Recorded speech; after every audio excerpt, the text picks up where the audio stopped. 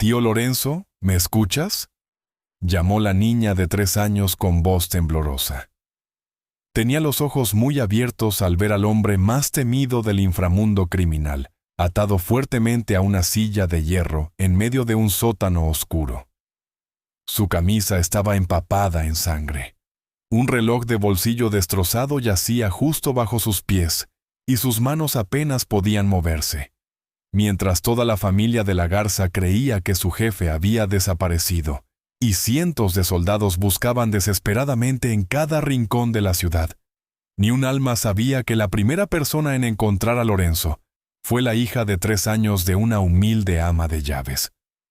En el momento en que la pequeña Emma rompió en llanto y se lanzó a sus brazos, destrozó sin saberlo el plan perfecto de un traidor que se ocultaba dentro de la propia familia.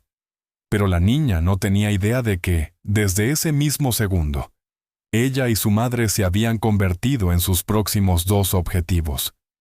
24 horas antes de que Emma lo encontrara desangrándose en un sótano debajo de su propia casa, Lorenzo de la Garza estaba de pie frente al alto ventanal en forma de arco de su despacho en el 3er piso, observando cómo la última hora de una tarde de octubre caía sobre los jardines. La finca había sido construida en 1922 por un magnate naviero que quería que el Océano Pacífico fuera visible desde cada piso. 3 pisos de piedra gris oscura, con hiedra trepando por el muro oeste desde antes de que Lorenzo naciera.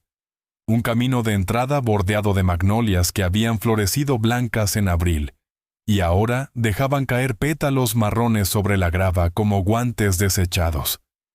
El viento que soplaba desde la costa de Baja California era lo suficientemente frío como para que los cristales comenzaran a sudar en las esquinas. Y Lorenzo vio una sola gota deslizarse por el vidrio y desaparecer en el alféizar. Tenía 38 años. Parecía mayor cuando estaba pensando, y más joven cuando creía que nadie lo observaba. El personal que había servido en la casa durante una década había aprendido a leer 3 cosas sobre él, sin que nadie se las dijera. La primera era que nunca se quitaba los guantes dentro de la casa, ni en la mesa a la hora de cenar, ni al leer, ni al firmar papeles. Sofía había intentado una vez entregarle una taza de espresso sin un plato debajo, y él la había levantado por el borde, con los dedos enguantados curvados cuidadosamente, como si la porcelana misma fuera el problema. La segunda era que el primer lunes de cada mes, una transferencia anónima de $40,000 salía de una de sus cuentas y llegaba al orfanato Santa Cecilia en las afueras de Tijuana. Sin nombre, sin tarjeta. Las monjas habían dejado de intentar rastrearlo hacía 3 años. La tercera era que, dentro del cajón central de su escritorio de nogal, había una pequeña caja de madera del tamaño de una caja de puros, cerrada con una llave de latón que Lorenzo llevaba en una fina cadena debajo del cuello de la camisa. En 11 años, nadie lo había visto abrirla, y solo Marco Bravo lo había visto tocar la cadena. El despacho olía a papel, a cedro viejo y al tenue rastro mineral del mar. Lorenzo se apartó de la ventana, caminó hacia el escritorio y se quedó allí sin sentarse. Su mano derecha descansó sobre el cajón cerrado durante exactamente 6 respiraciones. Luego la retiró. Volvió a la ventana. Abajo, en el patio, más allá de la fuente de piedra que se había secado desde septiembre, una pequeña figura con un abrigo de lana roja perseguía a un gato tricolor por la grava. Emma Reyes tenía una bota desatada, y el pelo se le estaba soltando del broche rosa que su madre le había puesto esa mañana. El gato, Mazapán, corría 3 pasos y se detenía. Corría otros 3 y se detenía, jugando al antiguo juego de fingir ser atrapado. Emma se rió con tantas ganas que se sentó en la grava y olvidó lo que estaba haciendo. Lorenzo observaba. Su mano izquierda permaneció en su guante. Su mano derecha, sin pensarlo, sin pedir permiso, cruzó su pecho y tiró del cuero negro de los dedos, uno por uno, doblando el guante cuidadosamente sobre el alféizar. La piel debajo era pálida y una fina cicatriz blanca corría a lo largo de la base del pulgar. Apoyó la palma desnuda contra el cristal frío de la ventana y durante 8 segundos simplemente se quedó allí, mirando a una niña de 3 años reírse de un gato en la entrada de una casa que él había construido con cosas que no sabía cómo nombrar. Luego volvió a ponerse el guante y se dio la vuelta. En algún lugar de Tijuana, un hombre en el que confiaba ya estaba marcando un número que no le pertenecía. Algunos hombres usan guantes para ocultar la sangre. Otros los usan porque sus manos han olvidado cómo tocar cualquier cosa con delicadeza. Sofía Reyes tenía 32 años y llevaba 7 doblando el mismo juego de servilletas de lino. Estaba de pie en la larga mesa de roble en la despensa, trabajando en una pila de telas blancas que olían débilmente a lavanda y a la plancha que había dejado enfriando detrás de ella. Sus manos se movían sin pensar, de la forma en que se mueven las manos cuando la mujer a la que pertenecen está pensando en otra cosa completamente distinta. Afuera, en el patio que no podía ver desde esa ventana, su hija reía. Era la viuda de un albañil llamado Tomás Reyes, que había caído desde el 6º piso de una obra en construcción en el centro de la ciudad, cuando Emma tenía 2 semanas de nacida. La empresa le había pagado $9,000 y le había entregado una carta de condolencias escrita en papel con membrete equivocado. Sofía guardó la carta. Gastó los $9,000 en 14 meses, y un martes lluvioso de marzo, hacía 7 años, subió los escalones delanteros de la finca de la Garza, con un abrigo 2 tallas más grande, cargando a una bebé de 3 meses envuelta en una manta que alguna vez fue una cortina, y tocó una puerta a la que le habían dicho que nunca llamara. Marco Bravo había abierto. La miró durante mucho tiempo y no dijo nada. Luego se dio la vuelta y volvió a entrar a la casa sin cerrar la puerta. Lorenzo había bajado las escaleras en mangas de camisa. Ese día no llevaba guantes. Ese fue el único día. Cruzó el vestíbulo de mármol. Se detuvo a 2 metros de Sofía y miró a la bebé en sus brazos durante exactamente 3 segundos. Sofía los contó porque contaba todo ese año. Luego levantó los ojos hacia los de ella y dijo 3 palabras. «Se puede quedar». No le preguntó su nombre. No le preguntó qué sabía hacer. No preguntó qué le había pasado al padre. Se dio la vuelta y volvió a subir las escaleras. Marco llevó a Sofía al ala del servicio, y para el final de esa semana, ella tenía una habitación, un sueldo y una razón para seguir respirando. Nunca le preguntó a Lorenzo por qué. En 7 años jamás lo preguntó.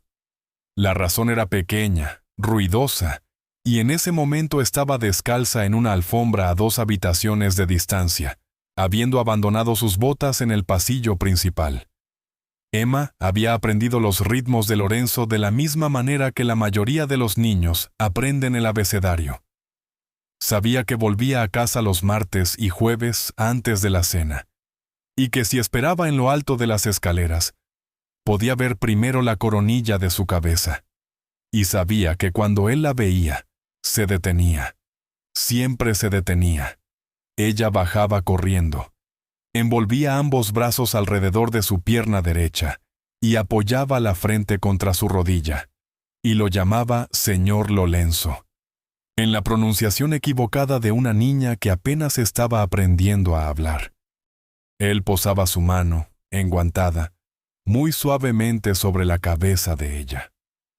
El verano pasado, le había enseñado a decir el nombre del gato. Mazapán había sido un gato callejero, y Emma lo había llevado a casa en una caja de zapatos. Y Lorenzo, que en su vida había pronunciado la palabra mazapán en voz alta, se quedó en la cocina y repitió el nombre con la misma voz grave que usaba para cerrar un trato millonario. Emma se rió hasta que le dio hipo. Lorenzo casi sonrió. Arriba, en el despacho, abrió el cajón con llave. La caja de madera salió a la luz de la lámpara. La llave de latón giró.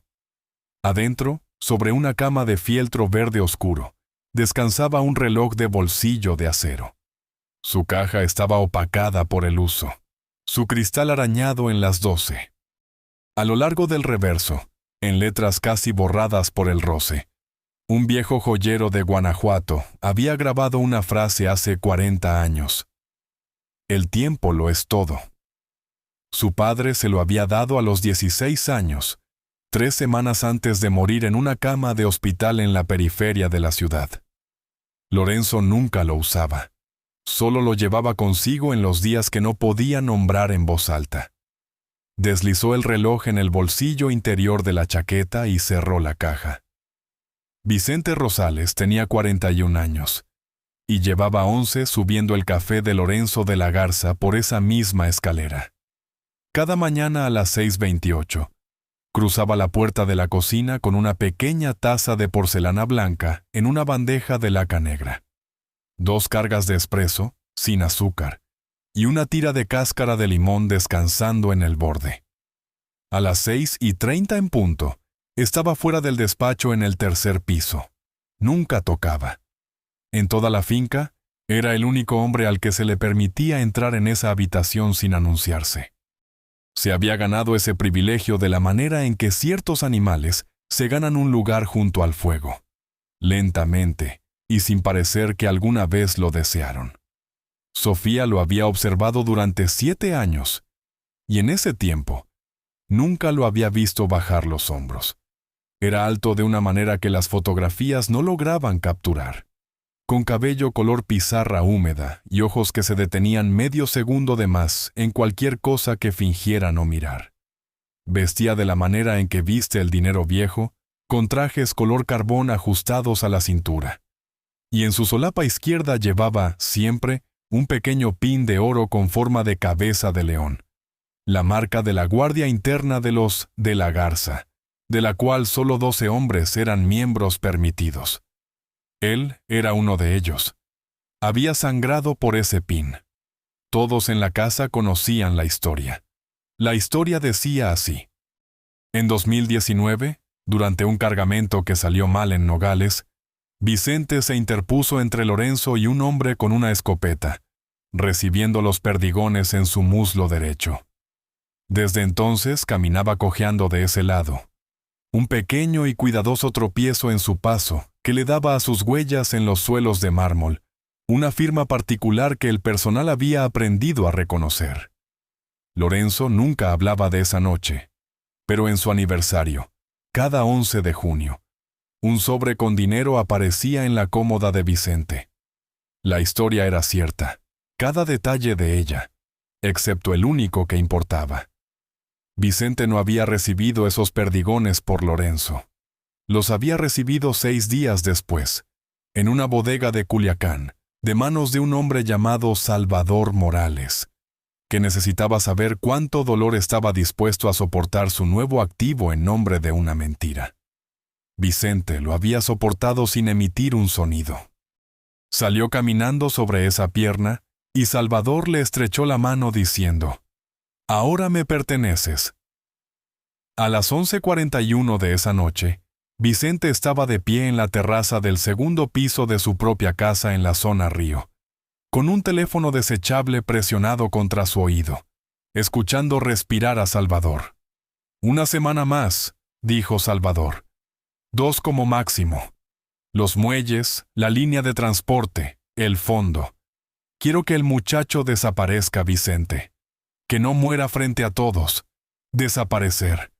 Si muere a la intemperie, sus lugartenientes olerán la herida y comenzarán a contar los cuchillos en la mesa. Necesito que te miren y vean a un deudo, no a un carnicero». «Lo entiendo», dijo Vicente. «¿El dinero?» Vicente tocó la pantalla de un segundo teléfono con el pulgar. 2,3 millones de dólares se deslizaron de la manera silenciosa en que el dinero fluye en el siglo de las pantallas, de una empresa en Nassau a una en las Islas Caimán, y luego a una empresa que había existido durante solo 6 horas en el archivo de un abogado en Ciudad de Panamá. «Recibido», dijo Salvador. La llamada terminó. Vicente dejó el teléfono sobre el barandal de mármol y miró su propio reflejo en la ventana oscura. Se arregló la corbata, aunque nadie la vería hasta la mañana. 19 minutos después de que Vicente dejara el teléfono sobre la barandilla de mármol, la línea fija negra en el despacho de Lorenzo comenzó a sonar. 11:22 de la noche. Lorenzo estaba de pie frente al escritorio, la caja de madera ya de regreso en su cajón. El reloj de bolsillo de acero ya descansaba dentro de su chaqueta contra el lado izquierdo de su pecho. Contestó al tercer tono.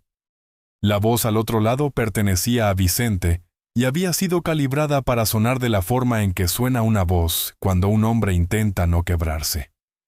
Jefe, la bodega de Playas. Entraron 6 hombres por la puerta lateral. 3 de los nuestros cayeron. 2 más están heridos, no pasarán de la hora. Marco ya está en el auto. Le dije que pasara por ti. Lorenzo no se sentó. No hizo preguntas. En 11 años dirigiendo a la familia, nunca había permitido que un subordinado se encargara de una pérdida de hombres en su nombre. Su padre le había enseñado eso a los 16 años, en un pasillo de hospital, 3 semanas antes de morir. Un hombre que no va a donde su gente cae, se convierte en un hombre al que su gente abandona. Bajaré, dijo. Que esté en la puerta en 4 minutos. Sí, jefe. La llamada terminó. Lorenzo se puso el abrigo. Tocó el exterior del bolsillo de su pecho una vez, sintiendo la pequeña forma dura del reloj bajo la lana. Luego salió del despacho y bajó 2 tramos de escalera sin mirar las fotografías familiares en el rellano. Marco Bravo ya estaba estacionando el sedán negro en la entrada. Cuando él llegó a la puerta, condujeron sin hablar, de la manera en que lo habían hecho 100 veces antes. Las manos de Marco permanecían a las 10 y a las 2 en el volante. Lorenzo vio el agua del mar volverse plateada, y luego negra, mientras cruzaban la carretera escénica. La bodega estaba vacía. No había sido atacada, no había sido asaltada. Estaba vacía de forma incorrecta, barrida y limpia, con las luces encendidas y una sola silla volcada en medio del piso de concreto, para que pareciera que algo había sucedido allí. Lorenzo se quedó en la puerta y supo, en el espacio entre 2 respiraciones, que había entrado en una habitación construida para él. Se volvió hacia Marco y dijo, «Llévame a casa, no por el frente, el túnel». Marco no preguntó por qué, simplemente dio la vuelta al auto.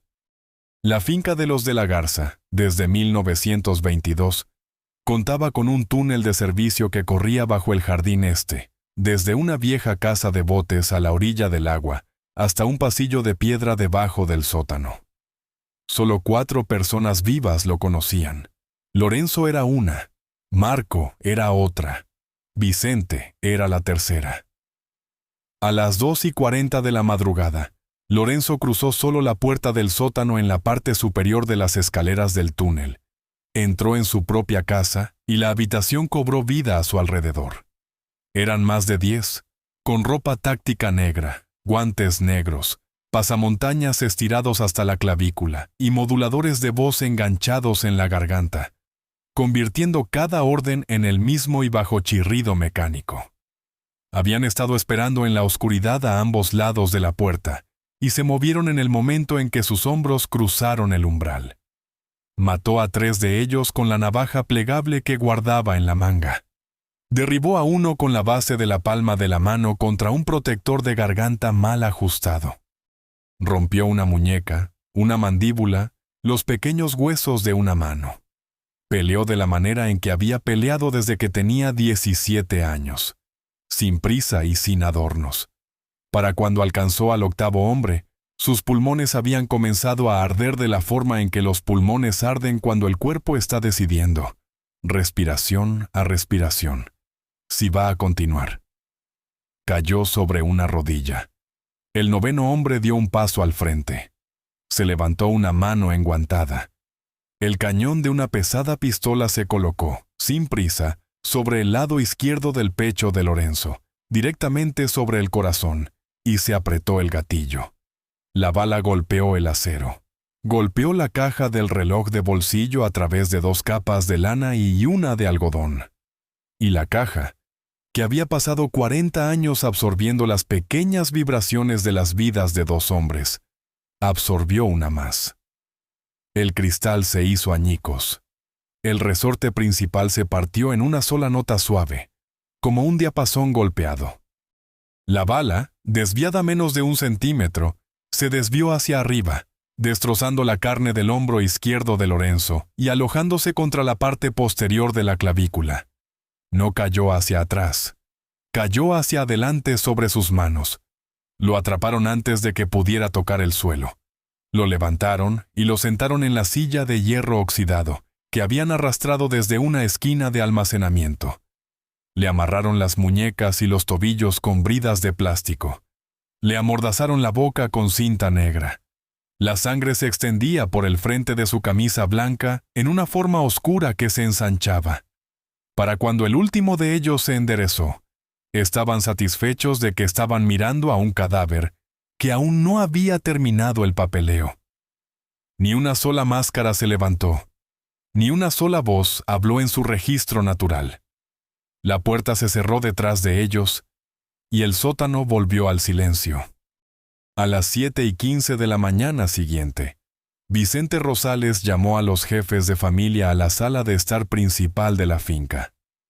Cuando cruzaron la puerta, él estaba de pie junto a la chimenea con las manos lo suficientemente temblorosas como para que todos lo notaran. Entraron 9 hombres. Hombres viejos con abrigos oscuros. Hombres que habían enterrado a 3 generaciones de la Garza y recordaban los funerales según el clima. No se sentaron. Permanecieron en un áspero semicírculo sobre la alfombra persa y esperaron, porque Vicente aún no se había dado la vuelta. Todos llevaban el tiempo suficiente en esta vida como para saber que un hombre que no podía enfrentarlos estaba a punto de decir algo que cambiaría el color del día. Se giró. Sus ojos estaban rojos. Su voz, cuando salió, era medio tono más baja de lo que cualquiera de ellos había escuchado jamás. No volvió a casa, dijo Vicente. Marco lo llevó a Playas después de una llamada anoche, y la bodega estaba vacía. Algo andaba mal. Marco me dijo que el jefe le ordenó regresar solo. Eso fue a las 2:40. Han pasado casi 5 horas. Dejó que el silencio hiciera el trabajo. No sé a qué nos enfrentamos, continuó. No sé si son los Morales. No sé si son los federales. No sé si está en un barco o en un río, o sentado en algún lugar con un arma en la cabeza esperando a que lo encontremos. Pero sé que la familia no puede permitirse ni una hora más estando inmóvil. Así que, hasta que él vuelva a cruzar esa puerta, le pido a cada uno de ustedes que haga exactamente lo que él habría pedido. Les dio las órdenes con la voz de un hombre que se abre paso a través del dolor. La ciudad debía cerrarse. Cada muelle, cada pista de aterrizaje, cada hotel que aceptara efectivo. Una recompensa de $500,000 en billetes, sin marcar para cualquier soldado que devolviera a Lorenzo de la Garza vivo a esta casa. 30 equipos, divididos por zonas, trabajando en turnos de 12 horas, reportándose directamente a Vicente cada 4 horas a los números desechables que ya estaba distribuyendo en tiras de papel. Los jefes asintieron. 2 de ellos lloraron abiertamente. El mayor, un hombre llamado José Don Chepe Falcón, que había cargado a Lorenzo cuando era un bebé, se persignó 2 veces y salió de la habitación sin hablar. En el momento en que la puerta se cerró detrás de ellos, Vicente caminó hacia la esquina del salón donde esperaban sus 3 propios lugartenientes, y dio una segunda serie de órdenes con una voz que no temblaba en absoluto. Si alguno de ustedes lo encuentra vivo, dijo, lo terminan antes de hacer la llamada. Envuélvanlo en lona. Tráiganmelo en la cajuela. Si pronuncia un solo nombre antes de morir, sabré cuál de ustedes fue el que lo dejó hablar. Y ese hombre no verá el domingo. ¿Nos entendemos? Se entendieron. A las 9:00 de esa mañana, Vicente ya tenía las contraseñas de 2 de las 3 cuentas en el extranjero, las combinaciones de la bóveda detrás de la biblioteca y las llaves maestras de la flota. Caminó por el pasillo hacia el despacho en el 3er piso. Abrió la puerta con la misma suave precaución que había usado cada mañana durante 11 años. Entró y cerró detrás de él. Cruzó la habitación. Sacó la silla de Lorenzo. Se sentó. Apoyó ambas palmas sobre el escritorio. Separó los dedos sobre el tapete de cuero. Y durante exactamente medio segundo, sonrió. Afuera, en el pasillo, Sofía pasaba con una bandeja de café. Había visto la puerta entreabierta y había aminorado el paso para hacer silencio. A través del espacio de 5 centímetros, vio la sonrisa. No entendió qué significaba, pero su mano se apretó alrededor del asa de la bandeja, y la pequeña taza de porcelana dio un solo traqueteo seco contra su plato. 20 segundos. Emma había estado parada al pie de las escaleras del sótano durante 20 segundos. Una manita aún en la barandilla de madera, la otra presionada contra su boca. 20 segundos es mucho tiempo para una niña de 3 años. Es el tiempo exacto que tarda un corazón en decidir si el mundo que está mirando es una pesadilla o una simple habitación. En el segundo 21, ella eligió la habitación. Comenzó a llorar y corrió hacia él. No de la forma en que los niños corren hacia un padre, pisando fuerte y haciendo ruido. Corrió como siempre corría cuando el señor Lorenzo llegaba a casa, con los brazos ya abiertos, y se arrojó contra sus rodillas de la forma en que se había arrojado 100 veces los martes. Solo que esta vez, sus rodillas no se enderezaron. Esta vez su mano no se posó en la parte superior de su cabeza. Esta vez, solo hubo un calor húmedo empapando el frente de su camisa, y la extraña quietud de un hombre atado a una silla. «Tío Lorenzo», susurró ella contra su pierna. «Despierta. Despierta, es Emma». Él no se despertó.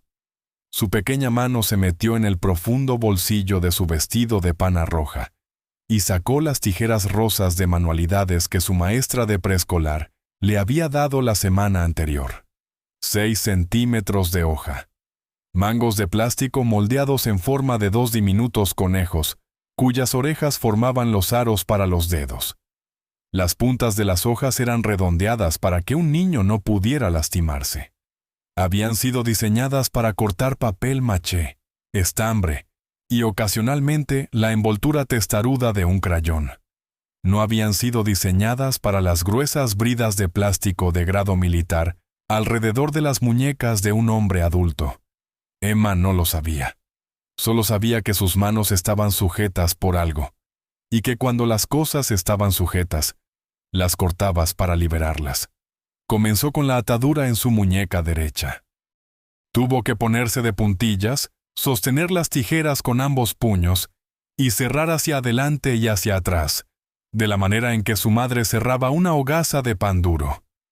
El plástico cedió un poco, luego un poco más. A la mitad de la primera brida, la hoja izquierda se rompió limpiamente en el eje, con un pequeño sonido seco, como un palillo de dientes al partirse. Emma se quedó mirando las tijeras rotas en su mano. Su labio inferior comenzó a temblar, y luego, porque tenía 3 años, y porque ahora había sangre en su palma que no era suya, abrió la boca y gritó llamando a su madre. Sofía estaba en la despensa enrollando cubiertos en servilletas de lino cuando lo escuchó. Hay un sonido que una madre conoce de la manera en que los marineros conocen el océano. Se movió antes de que su mente hubiera alcanzado a sus pies. Por el pasillo trasero, a través de la cocina, pasando el cuarto de botas, bajando la estrecha escalera de piedra a la que nunca se le había pedido que descendiera. Llegó al sótano, lo vio, y las rodillas le fallaron. 4 segundos. 4 segundos fue lo que le dio al pánico. En el primero, su mano fue hacia el teléfono en su delantal. En el segundo, su pulgar encontró el contacto en la parte superior de la lista, el señor Vicente. porque Vicente era el hombre al que llamabas cuando el mundo colapsaba en esta casa. En el tercer segundo, el pulgar flotó en el aire, y en el cuarto segundo, recordó la sonrisa a través del hueco de 5 centímetros en la puerta del despacho, y el seco traqueteo de una taza de porcelana en un plato. Su pulgar se apartó del nombre de Vicente, como si hubiera tocado una estufa ardiente. Se desplazó hacia abajo. Encontró los 2 números que había visto marcar a Lorenzo exactamente una vez a cada uno, con 3 años de diferencia, desde el teléfono de la cocina, cuando él creía que nadie escuchaba. Dr. Emilio Ríos, 60 años, semi-retirado, el médico de la familia que había vuelto a coser a Lorenzo 3 veces distintas en un baño de la planta baja de esta finca. Marcó. Él contestó al segundo tono y ella dijo solo 10 palabras. «Doctor, soy el ama de llaves. Está vivo en el sótano». Colgó. Marcó de nuevo. Marco Bravo, 45 años. El jefe de seguridad personal, el hombre cuyo hijo de 8 años había sido sacado de los escombros de un accidente en la carretera en la primavera de 2018 por el propio Lorenzo de la Garza, de traje y corbata, con sangre en ambos puños. Marco respondió antes de que terminara el primer tono. Sofía repitió las mismas 10 palabras, y Marco dijo solo 3. «No lo muevas». Sofía bajó el teléfono. Emma se había subido al regazo de Lorenzo y sostenía la mitad rota de las tijeras rosas contra su pecho, como si intentara evitar que los pedazos de él se desarmaran. Marco Bravo llegó a la puerta del sótano en 9 minutos y trajo con él a los únicos 2 hombres que quedaban en el mundo, a los que estaba dispuesto a traer. Antonio Toño. Guerra tenía 38 años, exmarín, la mano más firme de la familia con un arma. Entró sin hablar, llevando una camilla de lona plegada sobre el hombro y un botiquín médico negro en el puño izquierdo. Dante Villanueva tenía 34 años, delgado, callado. El hombre que dirigía la vigilancia y las comunicaciones del círculo interno, y que en 11 años nunca había sido fotografiado en la finca. Entró con un escáner que ya barría la habitación en busca de señales, y sacudió la cabeza una vez hacia Marco. Sin micrófonos, sin rastreadores, nadie escuchando. Ninguno de los 2 miró a Lorenzo por más de un segundo. Ambos miraron a Emma. Estaba sentada en el tercer escalón contando desde abajo. El brazo de su madre la rodeaba, y ella sostenía un conejo de peluche contra su barbilla. La mitad rota de las tijeras rosas todavía estaba en su otra mano. Antonio, sin decir una palabra, se arrodilló frente a ella, tomó suavemente el plástico roto de sus dedos y lo guardó en el bolsillo de su abrigo, como si fuera algo digno de conservarse. Marco cortó las bridas restantes con una navaja plegable. El doctor Ríos ya había llamado desde la autopista con una lista de instrucciones. No subieron a Lorenzo por las escaleras del sótano. Lo bajaron. El túnel de servicio comenzaba detrás de una pared falsa en la esquina de la cava de vinos. Corría por debajo del jardín este, por debajo del rompeolas, y terminaba en una pequeña casa de botes de piedra al borde del agua, donde una camioneta de reparto negra había estado abastecida de combustible exactamente para este tipo de mañana. Marco iba al frente con una linterna baja. Antonio y Dante llevaban la camilla. Sofía lo seguía con Emma apretada contra su cadera, y los pequeños pasos de una niña de 3 años eran el sonido más fuerte en el pasaje. Lo subieron a la parte trasera de la camioneta. El doctor Ríos ya estaba esperando en el compartimiento trasero, sin abrigo, con las mangas remangadas, una bolsa de suero colgando de un gancho que había sido atornillado al techo años antes de que ninguno de ellos pensara que lo necesitaría. Sofía subió y sentó a Emma en el asiento corrido junto a ella. La camioneta se movió. Cruzó la carretera bajo la luz gris pálida de una mañana que aún no despuntaba. Se desvió hacia el sur. Se abrió paso por calles que Sofía nunca había visto. pasando frente a las fachadas cerradas de viejas panaderías, tintorerías y casas de empeño con rejas metálicas. Emma había dejado de llorar en algún lugar entre el túnel y la carretera. Estaba sentada con el conejo en su regazo y ambas manos entrelazadas sobre él, de la forma en que le habían enseñado a sentarse a la mesa. Miró a su madre. «Mamá», dijo. Su voz era muy pequeña. «El señor Lorenzo está durmiendo». Sofía miró a su hija y luego miró el frente de su propio vestido, que estaba manchado con la sangre de un hombre que alguna vez había dicho, «¿Se puede quedar?», sobre un bebé que no tenía ninguna razón para conservar. «Sí», dijo Sofía, «está durmiendo. Va a despertar». Emma asintió una vez, satisfecha, y hundió su rostro en la oreja del conejo. Marco abrió la pequeña ventana de metal entre la cabina y el compartimiento trasero. Mantuvo sus ojos en el camino. Le habló a Sofía en una voz que no era exactamente un susurro, pero tampoco lo suficientemente fuerte para que el doctor la escuchara por encima del motor. «Escúchame bien ahora», le dijo. «No tengo mucho tiempo. En esa casa puedes confiar en mí. Puedes confiar en Antonio. Puedes confiar en Dante. Puedes confiar en el doctor. Eso hace 4 nombres. No añadirás un quinto sin preguntarme primero, ni a la cocinera, ni al chofer, ni a los hombres que han besado a tu hija en la frente durante 7 años. ¿Lo entiendes?» Sofía entendió. Lo había entendido en el momento en que su pulgar se deslizó lejos del nombre de Vicente, en su lista de contactos. Simplemente asintió. La camioneta siguió moviéndose. La ciudad fuera de la ventana comenzó a aclararse en un color que no era ni noche ni día. Hay un tipo de lealtad que no se mide en años, sino en lo que una persona está dispuesta a hacer a las 4 de la madrugada cuando el mundo no está mirando. La casa de seguridad estaba al final de una calle sin salida en la periferia de Tecate, en una hilera de casas estrechas que habían sido construidas para tenderos hace un siglo, y que ahora pertenecían, en el papel, a una lavandería que nunca había abierto sus puertas.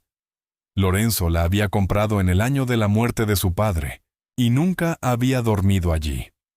El polvo en el pasillo principal tenía 7 años de espesor. Antonio pateó la alfombra a un lado con su bota para despejar el camino. Marco llevó a Lorenzo por el salón y lo acostó en la larga mesa de comedor de roble en la habitación trasera. El doctor Ríos ya se estaba poniendo un segundo par de guantes. El doctor tenía 60 años. Su cabello era casi completamente blanco. Se había formado en el Hospital General a principios de los 80. Y había pasado las últimas 3 décadas cosiendo discretamente a hombres que no podían ir a los hospitales. Miró la herida y no dijo nada durante un largo momento. Luego comenzó a trabajar. Antonio tomó la puerta principal y no se movió de ella. Dante instaló su computadora portátil en un soporte plegable en la esquina y comenzó, en los tonos bajos y pacientes de un hombre ensartando una aguja, a abrir y cerrar canales encriptados uno por uno, asegurándose de que ninguna señal entrara o saliera de esa cuadra excepto las que él permitía. Marco se quedó junto a Sofía, con la mano bajo su codo, porque ella había adquirido el color del yeso de la pared cuando el doctor levantó la camisa arruinada y había comenzado a inclinarse hacia un lado sin darse cuenta. «Siéntate», dijo Marco. La acomodó en una silla. «Mira al suelo». Ella miró al suelo. El doctor Ríos trabajó durante 47 minutos. Abrió la herida por encima de la clavícula. Pinzó una pequeña arteria que llevaba horas goteando. Irrigó. Sacó, en el extremo de unas pinzas largas y delgadas, un proyectil deformado de plomo blando. Una bala calibre 45 aplastada casi hasta quedar como una moneda, y la dejó caer en un plato de acero inoxidable con un tintineo limpio. Luego metió las pinzas por segunda vez. Lo que sacó no era tejido. Era un fragmento curvo de acero del tamaño de una uña, ennegrecido por un borde, y estampado, en letras minúsculas casi borradas, con la mitad superior de un número romano 12. Tu padre, dijo en voz baja. Dejó el fragmento en el plato junto a la bala, levantó los ojos hacia Sofía y Marco, y pronunció, con esa voz plana que usan los médicos cuando no están seguros de si están dando las gracias o lanzando una acusación, la oración que viviría en esa habitación por el resto de sus vidas. Si la niña hubiera llegado 3 minutos más tarde, dijo el doctor Ríos, estaríamos lavándole la cara en lugar de coserle el hombro. Sofía cerró los ojos. Se puso de pie lentamente. Caminó hacia la cabecera de la mesa e hizo lo que nadie más en la habitación se atrevía a hacer. Se agachó y abrió la mano derecha de Lorenzo, que estaba fuertemente apretada, un dedo a la vez, con suavidad, de la misma forma en que había abierto la mano de Emma 1000 veces para sacarle una canica o un chicle. Dentro de su palma había otro fragmento del reloj, una pieza más grande que aún conservaba, en la curva interior, 3 letras desgastadas, T-I-E. El comienzo de una frase que ella nunca le había permitido escuchar en voz alta. En algún momento entre la bala y la oscuridad, había cerrado la mano aferrándose a su padre, y se había negado a soltarlo. Sofía dejó el fragmento en la mesa junto a su mejilla, y dobló sus dedos suavemente sobre el vacío. En la puerta del comedor, la ancha madera de roble había quedado entreabierta. Emma estaba afuera, retenida por la instrucción previa de Marco. De aquí no pases, cariño. No más allá. Y no se había movido durante casi una hora. Se mantenía muy quieta, con ambas manos envueltas alrededor del cuello de su conejo de peluche, mirando la franja de luz en el suelo. Entonces, sin emitir sonido, se inclinó y puso el conejo suavemente en el umbral. Lo colocó de pie, con su carita cosida apuntando hacia la habitación, con sus largas orejas erguidas como centinelas. Le dio unas palmaditas en la cabeza. Dio un paso atrás hacia el pasillo. Se sentó con las piernas cruzadas contra la pared y no apartó los ojos de su pequeño guardia. 3 días después, a la pálida luz gris de un viernes por la mañana, Lorenzo de la Garza abrió los ojos. La habitación llegó a él lentamente. Techo manchado de humedad, una lámpara de latón, olor a yodo, y por debajo de eso, débilmente, el olor al cabello de una niña. No intentó sentarse. Giró la cabeza un grado a la vez hasta que sus ojos encontraron el borde del colchón a su derecha. Emma estaba dormida allí. Había trepado a la cama en algún momento de la noche y había apoyado la cabeza sobre la colcha junto a la mano de él. El pequeño broche rosa se le había soltado en el pelo. Su puño derecho estaba cerrado, y dentro de él, sostenido con fuerza contra su mejilla, estaba la mitad rota de unas tijeras rosas. Lorenzo la miró durante mucho tiempo. No movió la mano hacia ella porque su mano aún no sabía cómo moverse. Simplemente observó. El doctor Ríos ya estaba al pie de la cama cuando Lorenzo giró la cabeza hacia el otro lado. Había estado sentado allí durante 2 horas, esperando. «Aún no hables», dijo Ríos. «Parpadea una vez para mí». Lorenzo parpadeó. El doctor le explicó la situación con una voz baja y uniforme, de la forma en que lo había hecho 2 veces antes en 20 años. 3 días. La fiebre bajó la segunda noche. El hombro sanaría. El otro lado de la moneda era que la familia creía que Lorenzo se había esfumado en las primeras horas tras una llamada de la bodega, y que Vicente Rosales estaba de pie en el centro del salón principal dando órdenes en su nombre. Había una recompensa de $500,000 circulando. 30 equipos barrían la ciudad. ¿Y la orden privada?, dijo Ríos. La que los jefes no escucharon es que si un soldado te encuentra vivo, debe asegurarse de que no sigas así.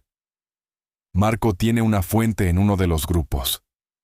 Él mismo lo escuchó. Lorenzo escuchó sin ninguna expresión. No estaba enojado. La ira era algo que solo podías permitirte cuando sabías hacia dónde apuntarla, y él aún no lo sabía.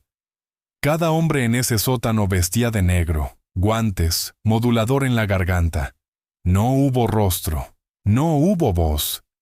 Entre su octava respiración y la novena, había sido reducido a una forma arrodillada sobre concreto, y esa forma estaba destinada a morir allí. Giró la cabeza hacia la niña en la colcha. «¿Cuánta gente lo sabe?», dijo. Su voz era un susurro seco. «¿6?», dijo el doctor. «Yo, Marco, Antonio, Dante, la madre y la niña». «6», repitió Lorenzo.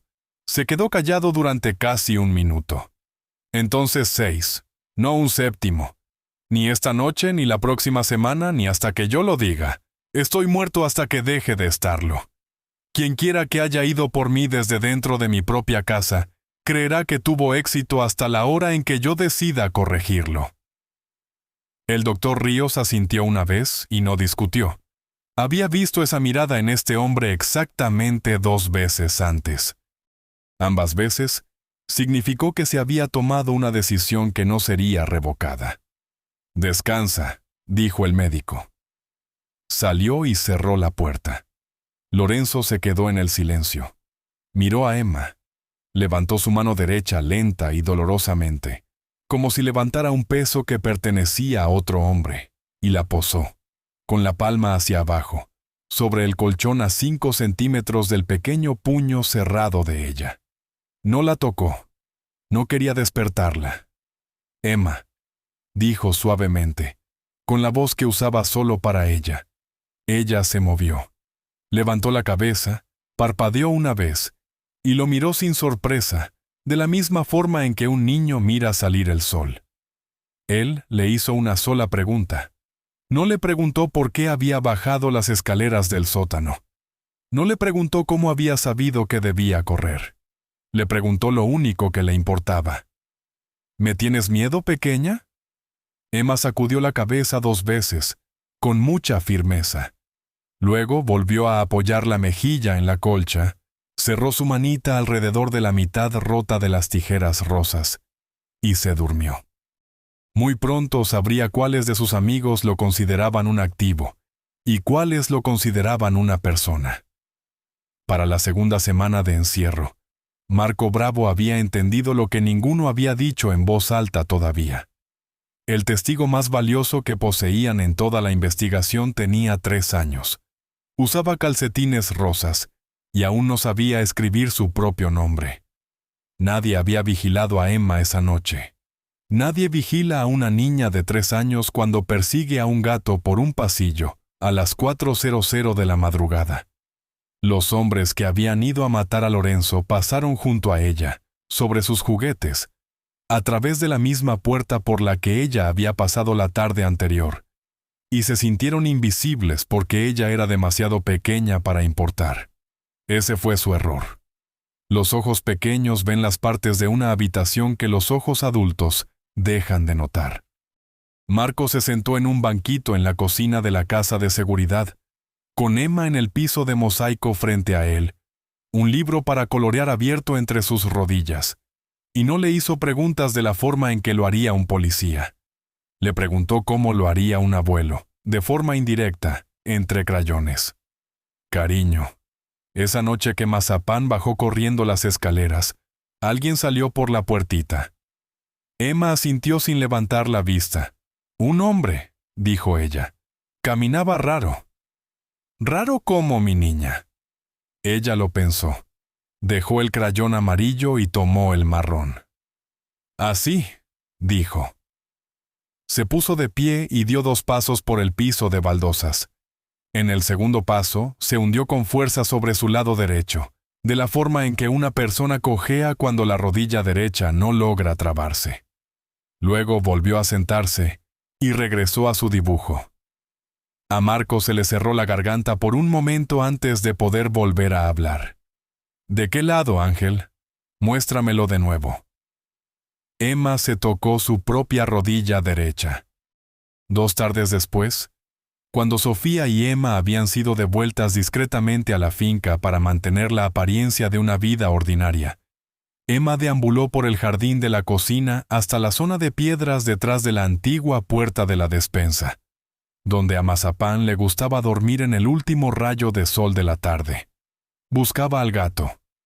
En su lugar encontró, medio escondido entre dos losas, algo pequeño, duro y brillante. Lo recogió y se lo guardó en el bolsillo profundo de su vestido rojo. Porque tenía 3 años, y las cosas que brillan pertenecen a los bolsillos. Se lo mostró a su madre esa noche en el baño de la casa de seguridad, mientras Sofía le cepillaba el pelo. Y Sofía se quedó perfectamente paralizada. Era un botón, latón dorado, deslucido por el clima. La cara del botón tenía grabada una cabeza de león en bajo relieve, con la melena extendiéndose hasta el borde. Sofía había pulido ese emblema en 100 pines de solapa durante 7 años. Era la marca de la guardia interna de los de la Garza. Se permitía que 12 hombres de la familia lo llevaran, ni uno más ni uno menos. Nunca había sido cosido a un abrigo que perteneciera a un extraño. Marco llevó el botón a la cama de Lorenzo en menos de 1 hora. Antonio y Dante entraron detrás de él. Dante ya había abierto el registro del personal en su tableta. 12 hombres, dijo Marco. 3 de ellos caminan mal. El viejo Falcón por la rodilla. El primo de Ríos por el tobillo que se rompió en el barco hace 2 años. Ese es el lado izquierdo para ambos. Solo un hombre en la guardia interna cojea del lado derecho. Marco no dijo el nombre. No tuvo que hacerlo. Lorenzo ya lo sabía. Vicente Rosales. Lorenzo no respondió. Se miró su propia mano derecha y la abrió lentamente.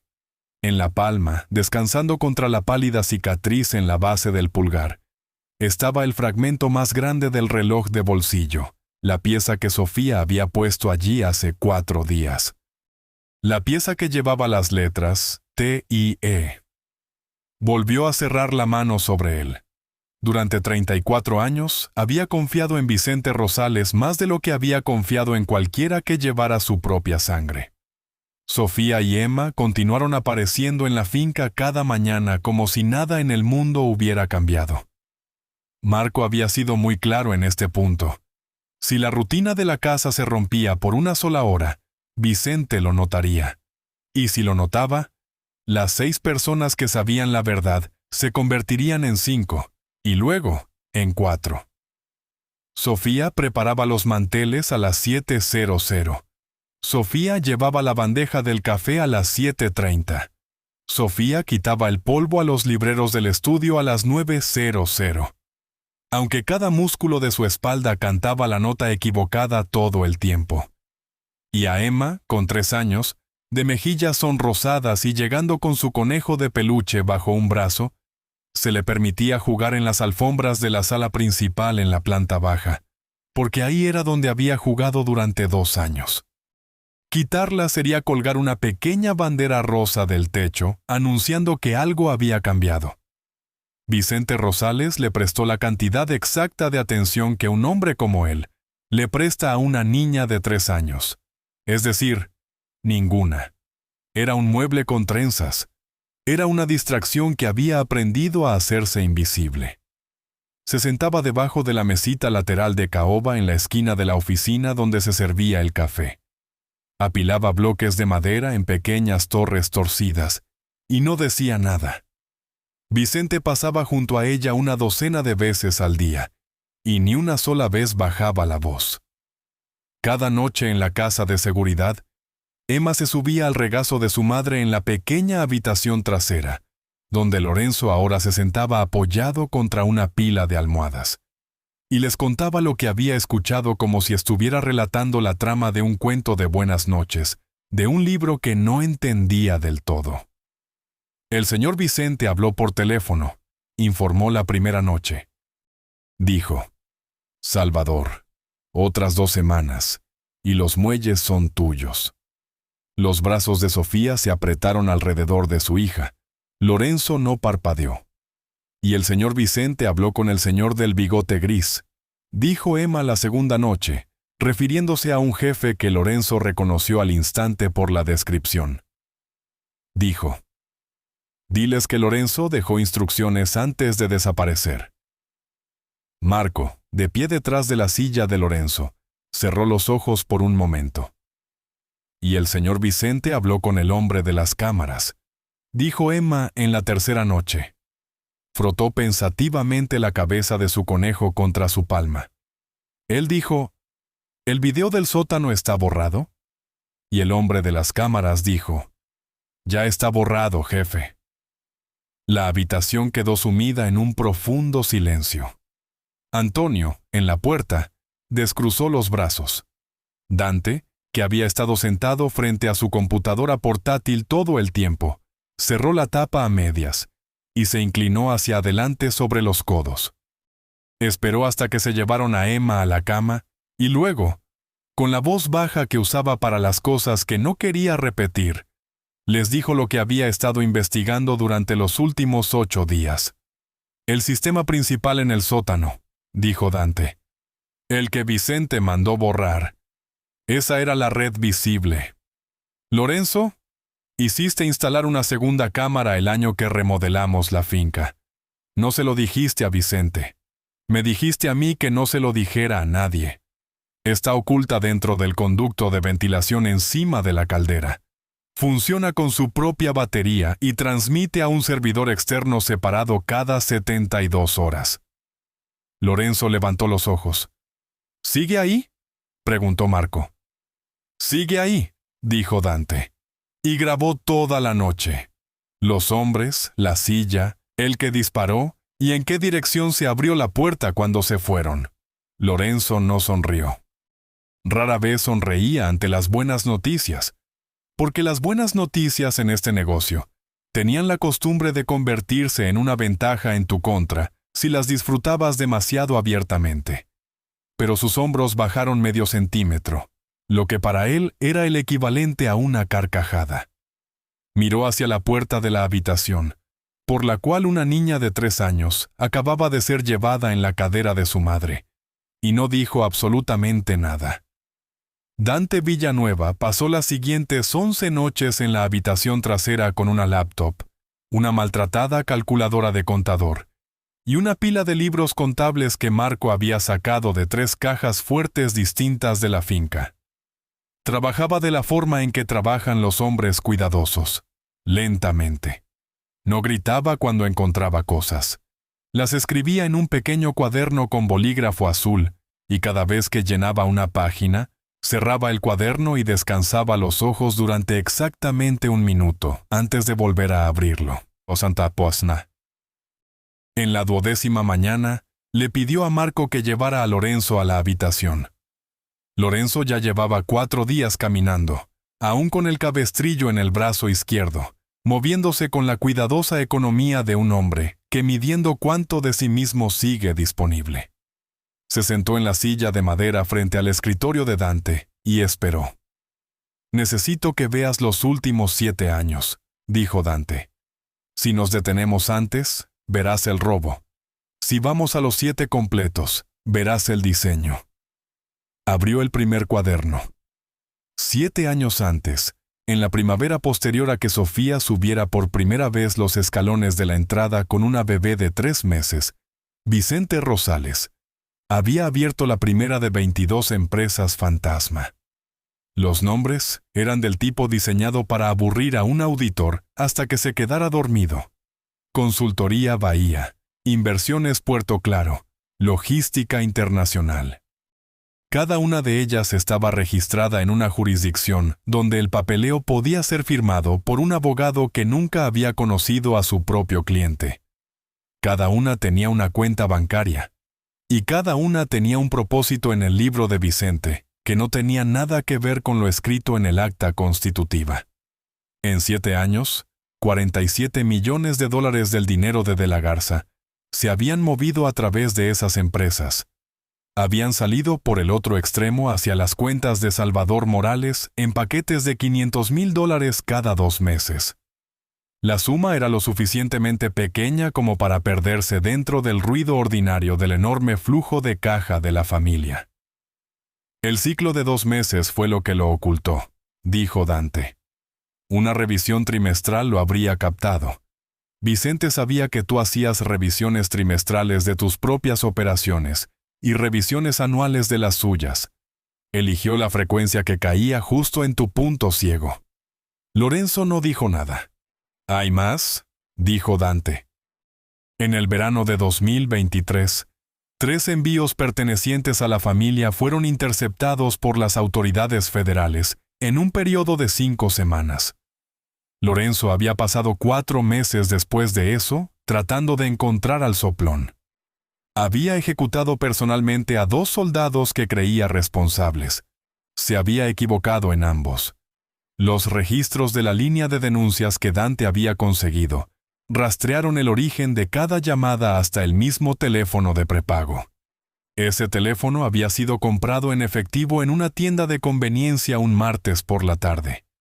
Las imágenes de seguridad de esa tienda habían sido conservadas por el dueño por la razón que los dueños de tiendas conservan todo: por el seguro. El hombre en el video llevaba un abrigo gris carbón y caminaba con un ligero tropiezo en su lado derecho. Lorenzo cerró los ojos. Los mantuvo cerrados. Y Dante susurró lo último: el plan. El plan era simple y casi elegante. Una vez que Lorenzo desapareciera, Vicente dirigiría a la familia como cuidador interino durante exactamente 90 días. Durante esos 90 días, los jefes llegarían a depender de su juicio, su acceso a las cuentas y su capacidad para mantener el orden en las calles.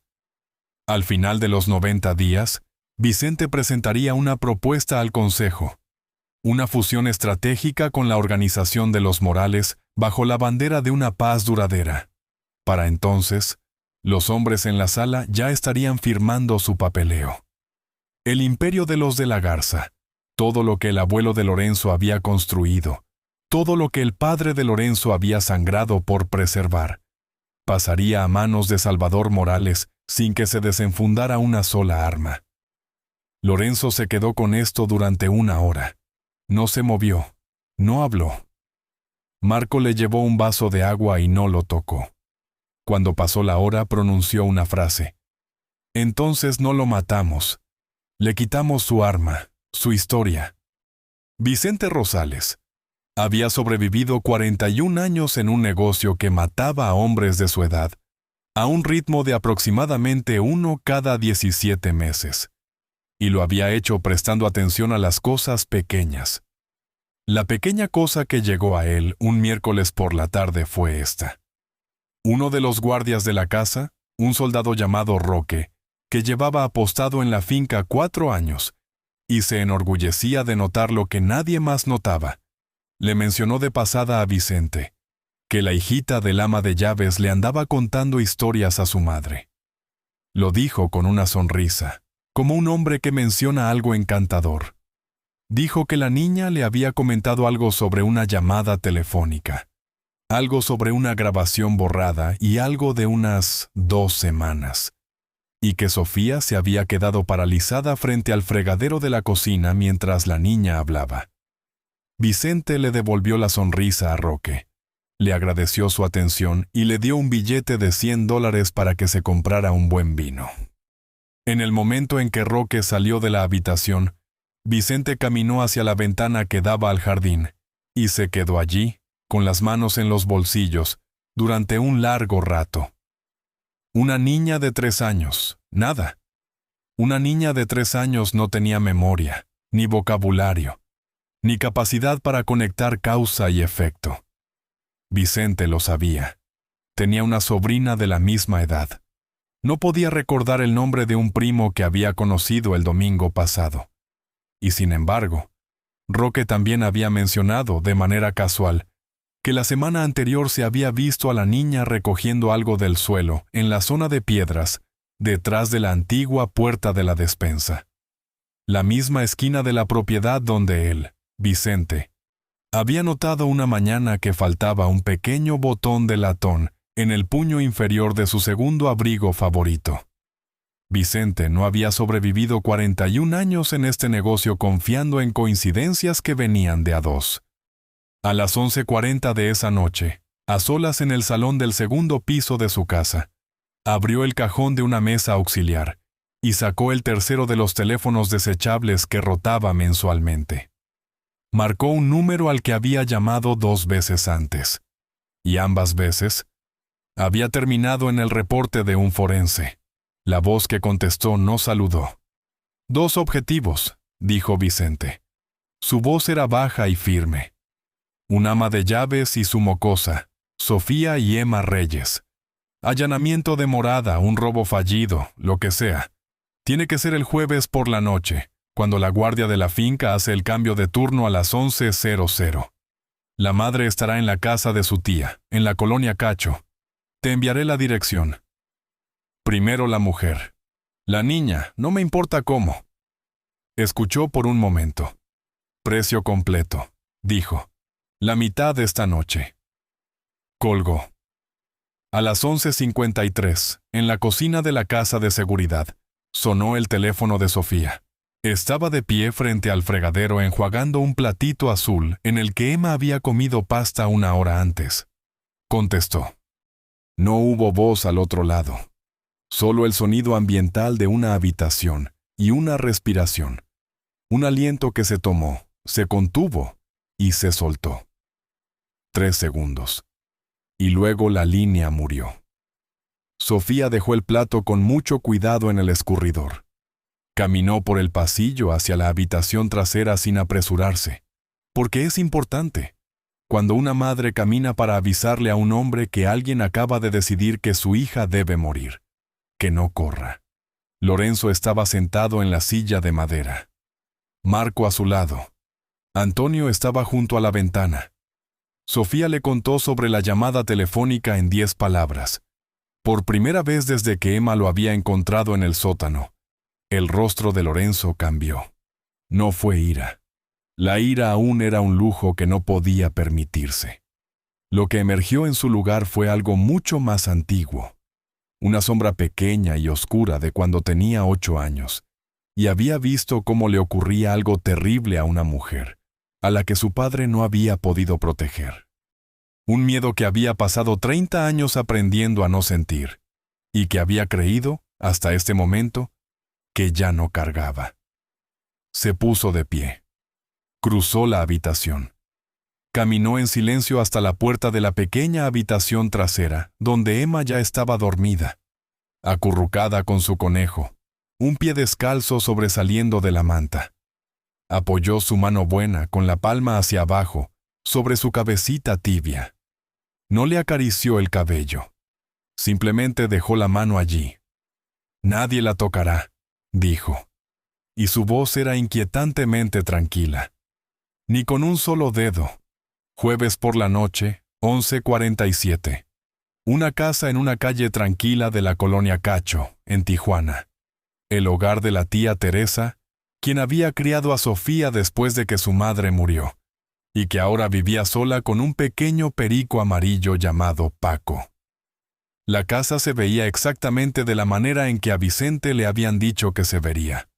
Una sola lámpara encendida en la sala, la luz del pórtico encendida. La silueta de una mujer moviéndose ocasionalmente detrás de la cortina de la cocina. Exactamente la altura y la complexión de un ama de llaves, que había pasado 7 años inclinada sobre una tabla de planchar. Un libro para colorear abierto en el brazo del sofá, visible a través de la ventana frontal desde la banqueta. Cada detalle era una trampa. Marco Bravo había trasladado a la tía Teresa al apartamento de un amigo en Mexicali esa tarde, suavemente, con 2 maletas, y el perico en una jaula cubierta bajo una manta. La silueta en la cocina era de la prima de Dante, una mujer llamada Lucía, que había hecho teatro en sus 20s, y sabía cómo moverse detrás de una cortina con el ritmo de una velada real. El libro para colorear en el sofá había sido colocado allí por el propio Antonio, abierto en la página a medio terminar de un dinosaurio sonriente. A las 11:47, la ventana de la cocina en la parte trasera de la casa se rompió hacia adentro. Los 2 hombres que entraron se movieron como se mueven los profesionales, agachados, silenciosos, uno cubriendo al otro. Llevaban chaquetas oscuras. Llevaban guantes de látex debajo de los de cuero. No hablaban. El primer hombre llegó al pasillo que conducía a la sala de estar. El segundo estaba un paso detrás de él, revisando las esquinas. Antonio estaba en la despensa. Dante estaba en el armario de los abrigos debajo de las escaleras. Ninguno de los dos se movió hasta que el segundo hombre hubo cruzado el umbral, porque la regla de la trampa era que ambos peces tenían que estar dentro de la red. El intercambio duró 2 minutos. No hay necesidad de describirlo aquí. Lo que importa es lo que quedó al final. Uno de los dos hombres estaba en el piso de la cocina con una muñeca rota, un hombro dislocado y la rodilla de Antonio apretándole la espalda baja. El otro había salido por la misma ventana por la que había entrado, más rápido de lo que llegó, y había dejado un rastro de sangre por la escalera de incendios que Dante seguiría. Por instrucción de Marco, no más allá de la esquina. A veces es más útil devolver un pez al estanque. El hombre en el suelo cooperó de la manera en que los hombres de su profesión cooperan una vez que entienden qué lado del intercambio ocupan ahora. La orden, dijo, había llegado por un teléfono desechable. La voz en la línea había sido alterada por algún tipo de software barato, del tipo que descargas de Internet. Nunca había conocido al cliente en persona, pero había un detalle que había notado, porque lo habían entrenado para notar detalles. Cuando el cliente habló, se escucharon pasos de fondo. Alguien caminaba de un lado a otro sobre un piso de madera, y cada 3 pasos, uno de esos pasos caía más pesado que los demás. Del lado derecho, siempre. El lado derecho. Dante consiguió la grabación de la llamada en menos de 1 hora. La cinta viajó a la casa de seguridad, dentro de una novela de bolsillo ahuecada que Marco había dejado en el asiento del copiloto de la camioneta. Sofía estaba en el sofá de la pequeña sala trasera cuando se lo dijeron, sosteniendo a Emma contra su pecho. Emma llevaba dormida 2 horas. Sofía no. No lloró cuando Marco le describió la trampa. No lloró cuando Antonio describió los 2 minutos de pelea. No lloró cuando Dante dijo la palabra grabación. Lloró cuando levantó la cabeza al escuchar el sonido de la puerta. Lorenzo estaba de pie en el umbral del salón. Su brazo izquierdo todavía estaba en el cabestrillo. Había una fina capa de sudor a lo largo de su sien, que le decía a ella que no debería estar de pie, pero lo estaba. Y había estado de pie en la puerta principal de la casa de seguridad desde las 10:30 hasta las 11:50, solo, con una pistola en su mano buena en caso de que los hombres en la colonia Cacho hubieran sido enviados como señuelo para un segundo equipo. Ese fue el momento en que Sofía comenzó a llorar. No por miedo, sino por la aritmética pura de un hombre vendado haciendo guardia sobre una casa que solo albergaba a un ama de llaves y a su hija. Emma se removió. Levantó la cabeza del hombro de su madre. Se frotó un ojo con el dorso del puño y metió la mano en el bolsillo profundo de su pequeño camisón. Sacó una pulsera. Estaba hecha de estambre rojo, trenzada en 3 hilos sueltos, atada con un nudo del tamaño de una pasa. La había hecho en el preescolar esa mañana, antes de que todo esto sucediera. La había llevado consigo desde entonces. Se la ofreció a Lorenzo. «Para usted, señor Lorenzo», dijo. Su voz estaba espesa por el sueño. «Para que ya no le duela». Lorenzo cruzó la sala. Se arrodilló lentamente sobre su lado bueno. Extendió su palma derecha. Emma colocó la pequeña pulsera roja sobre ella, como quien coloca una hostia en un altar. Él no se la puso. La miró durante un largo momento. Y luego, sin decir una palabra, se puso de pie, caminó hacia el pequeño escritorio en la esquina, abrió el primer cajón y colocó la pulsera adentro. Justo al lado del fragmento más grande del reloj de bolsillo de su padre, que Sofía le había devuelto 3 días después de la cirugía. Los 2 objetos yacían uno al lado del otro sobre la madera.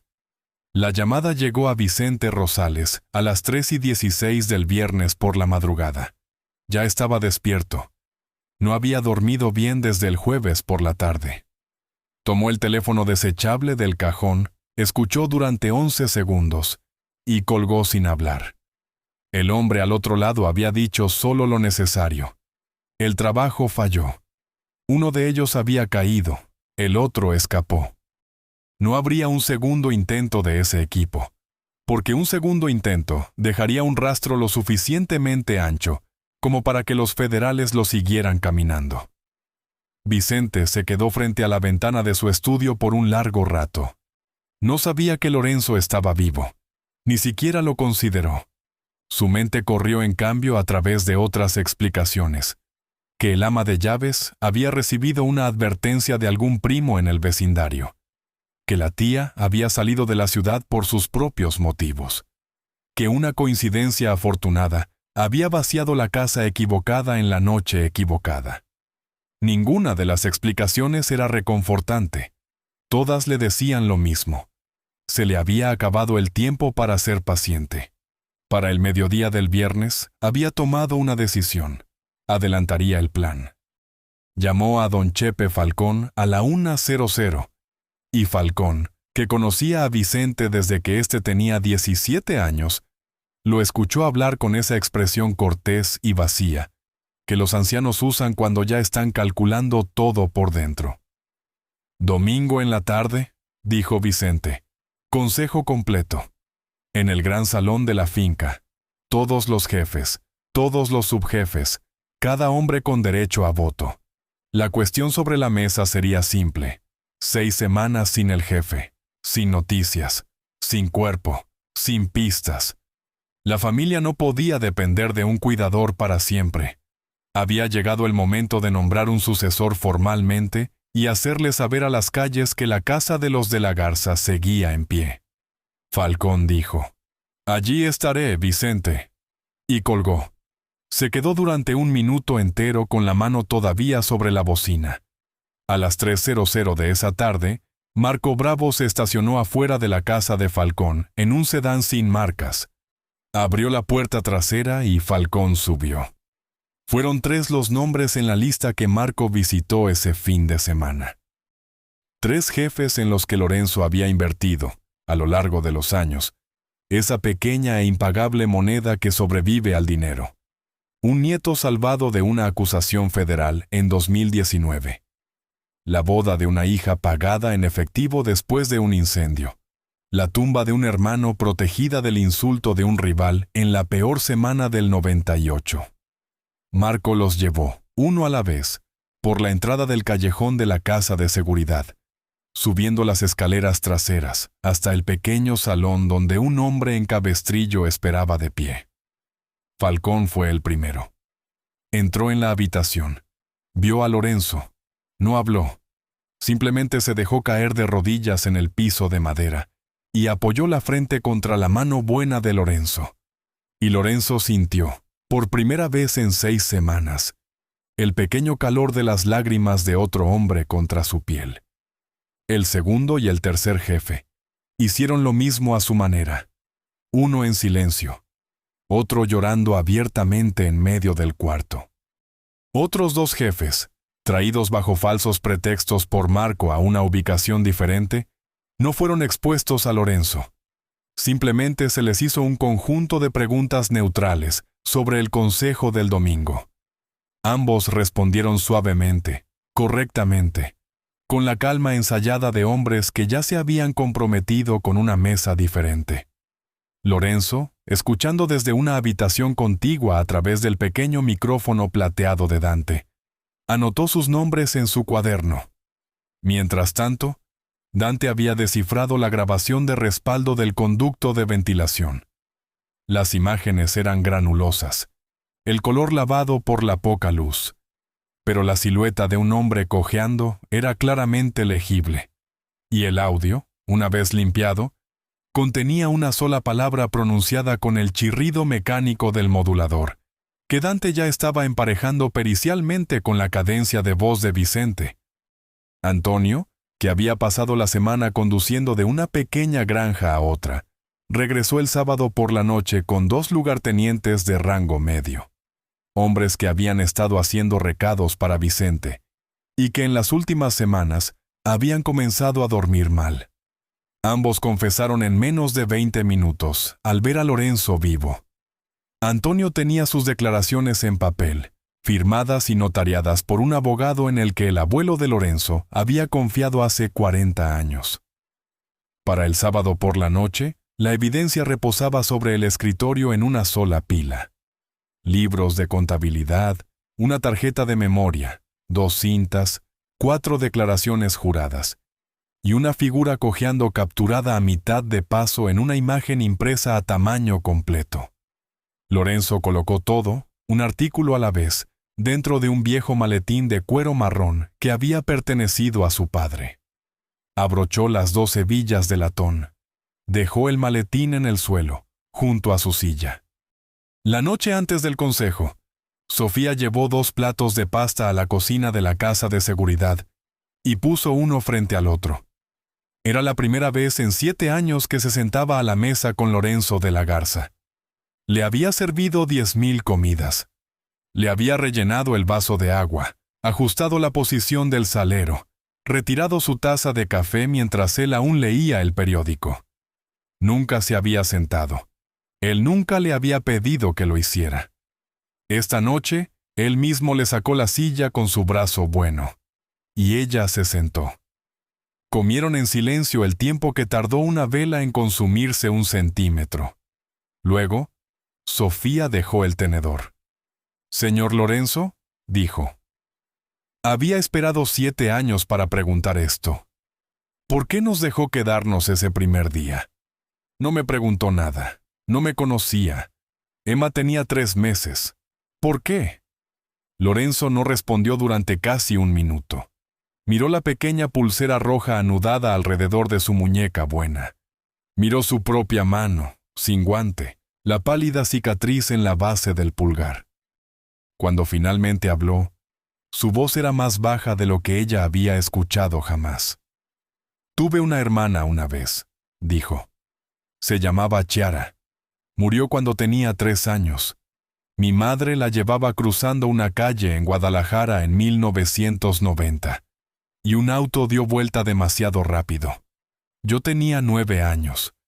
Cuando levanté la vista y te vi de pie en el vestíbulo esa mañana, y vi cómo la cabeza de la bebé estaba acurrucada en tu cuello. Exactamente de la misma manera en que mi hermana solía dormir apoyada en mi madre. Pensé, por un segundo, que Chiara había regresado. Y cuando el segundo pasó, no tuve el valor de volver a enviarla lejos. Sofía no habló. No había nada que decir. Cruzó la mesa y cubrió la mano desnuda de Lorenzo con la suya, y ninguno de los dos se movió durante mucho tiempo.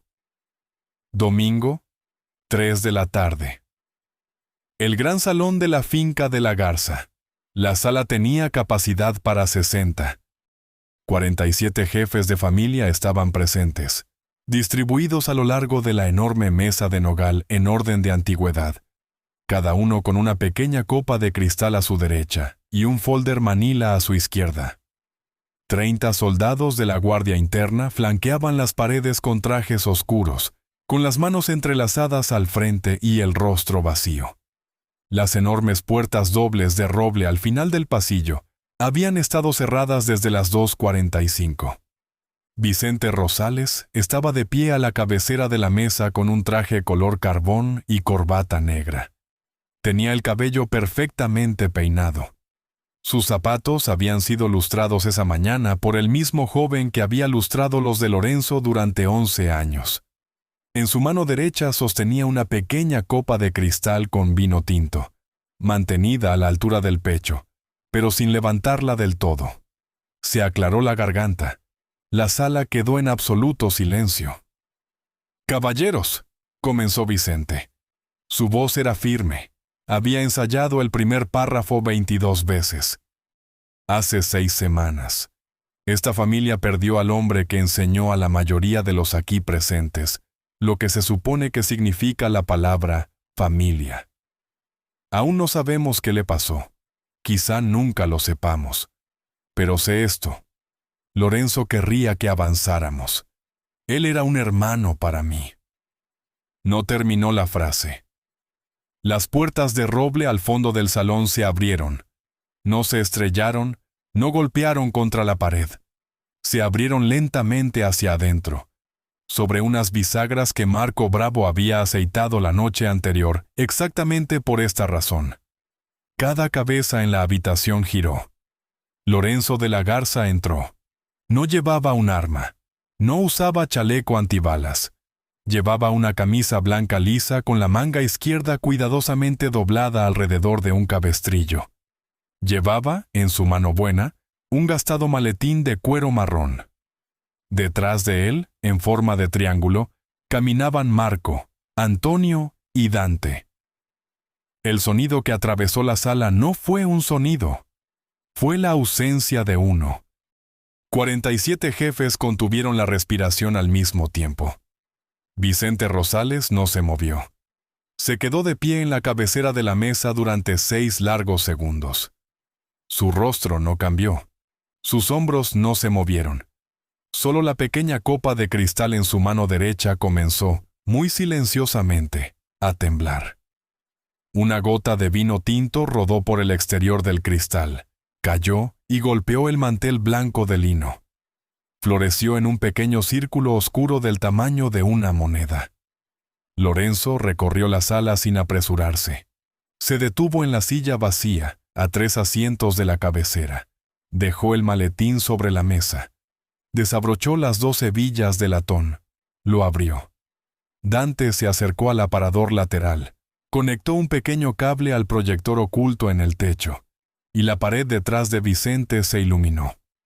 La primera imagen era una foto granulada, tomada desde arriba, de una figura enmascarada alejándose de una silla de hierro en un sótano de piedra. En el lado derecho, el paso caía bruscamente, exactamente una vez cada 2 pasos. La segunda era un estado de cuenta bancario. El encabezado decía, Consultoría Bahía. La fila resaltada en rojo era una sola transferencia, fechada 3 semanas atrás, por $2,3 millones a una cuenta en las Bahamas. La tercera fue el audio. La voz de Vicente, libre de su modulador, resonó por los altavoces de la sala. 2 objetivos, un ama de llaves y su mocosa. Allanamiento de morada. La cuarta era una fotografía de 2 declaraciones juradas puestas una al lado de la otra, firmadas por 2 jefes de rango medio y notariadas la tarde del sábado. Cada cabeza en la sala se volvió hacia Vicente. 3 de los jefes de mayor edad, sin que nadie se los pidiera, se levantaron de sus sillas y caminaron lentamente hacia las puertas de roble al fondo del salón. Se pararon frente a ellas con las manos cruzadas al frente. Lorenzo no levantó la voz. No necesitaba hacerlo. Vicente, dijo, siéntate. No hay monstruos en esta sala. Solo hombres que han sido obligados a recordar de qué lado de la mesa estaban sentados. Vicente Rosales no se sentó. Se quedó de pie en la cabecera, con la copa de cristal aún en su mano derecha, y miró a la nada durante un largo momento. Luego sus ojos se desviaron. No hacia los hombres elegidos para vigilar las puertas, no hacia Lorenzo. Se desviaron hacia la esquina más alejada del gran salón, donde, en el momento en que apareció la primera imagen en el proyector, una pequeña figura con un suéter amarillo había escondido su rostro en la falda de su madre. Sofía había llevado a Emma al salón, por la misma razón, por la que una leona lleva a su cachorro al centro de la manada. Ya no quedaba ninguna casa en el mundo en la que ella confiara para proteger a su hija si no era a su lado. Marco había estado de acuerdo. Se eligió la esquina más lejana porque era el punto con mayor distancia de cada puerta, y porque Antonio había sido posicionado a menos de 2 metros de allí desde las 2:45. Vicente había notado a la niña en el momento en que entró al salón. Lo había archivado en su mente sin inmutarse. Ahora ese pedazo de la sala volvió a él. Su mano izquierda se movió hacia la parte inferior de su silla. La mesa y los asientos habían sido construidos décadas atrás, en una época en la que hombres en posiciones como la suya pedían discretamente ciertas modificaciones. Un cajón superficial estaba integrado en el riel de cada asiento en la cabecera. Vicente lo había cargado esa mañana por costumbre. No esperaba necesitarlo. Lo necesitaba ahora. La pistola salió en un solo movimiento. Su mano derecha soltó la copa. Cayó, sin romperse, sobre la mancha roja del mantel, y arrojó el hombro contra el borde de la mesa con todo el peso de un hombre de 41 años, al que se le habían acabado las salidas. La mesa no se volcó. No necesitaba hacerlo. Los hombres a lo largo de ella retrocedieron violentamente, que era todo lo que Vicente requería. Cruzó los 8 pasos hasta la esquina más rápido de lo que su pierna derecha debería haberle permitido. Agarró a Emma por la muñeca. La levantó contra su cadera. Presionó el cañón de la pistola contra el costado de su cabeza, justo arriba del pequeño broche rosa en su cabello, y retrocedió hacia la puerta de servicio en la esquina detrás de él. La puerta que daba al pasillo trasero y de ahí a los jardines. La boca de Sofía se abrió. No salió ningún sonido. Emma no gritó, no forcejeó.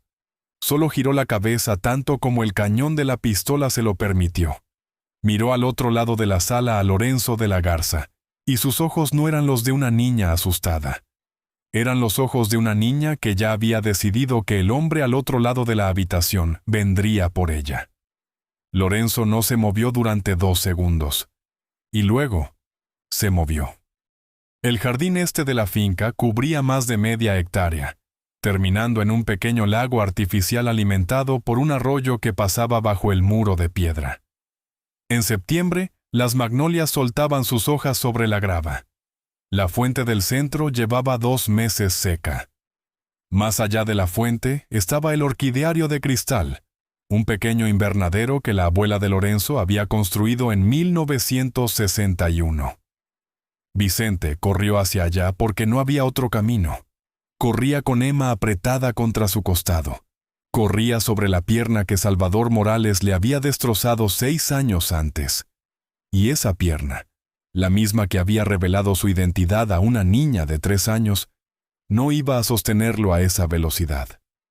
Cada tercer paso, su rodilla se vencía, y cada tropiezo le costaba 1 metro. Marco salió por la puerta oeste. Antonio salió por la cocina. Dante ya estaba en el muro del orquideario, cortando la ruta de escape. Los 3 cerraron el círculo en forma de un triángulo lento y letal.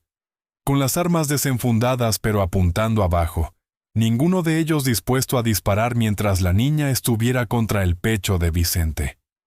Sofía salió corriendo a toda velocidad. Su tobillo se torció en la grava cerca de la fuente. Cayó sobre sus manos y rodillas.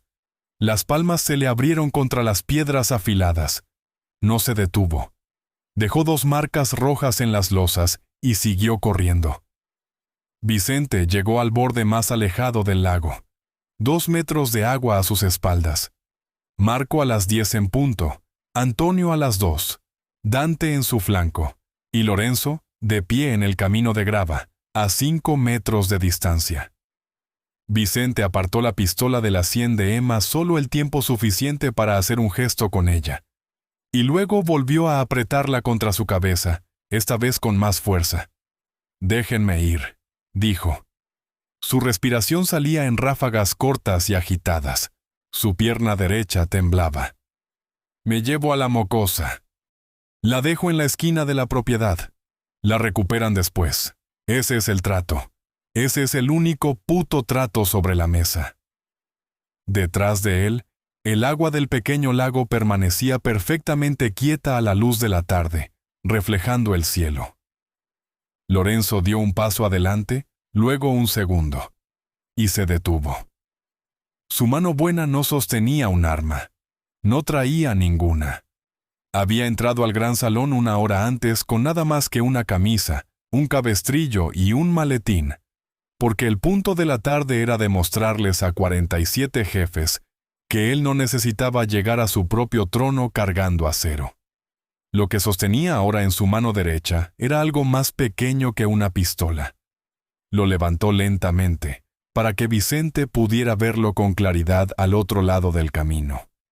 Era la caja destrozada del reloj de bolsillo. El cristal no estaba. Faltaban las manecillas.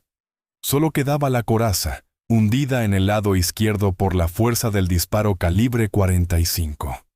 El acero oscurecido en el punto más profundo del impacto. En su borde interior, todavía llevaba las 3 letras grabadas, T-I-E. «Vicente», dijo Lorenzo. Su voz era profunda y no se elevó.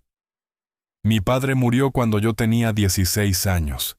Me dio esto la semana antes de morir.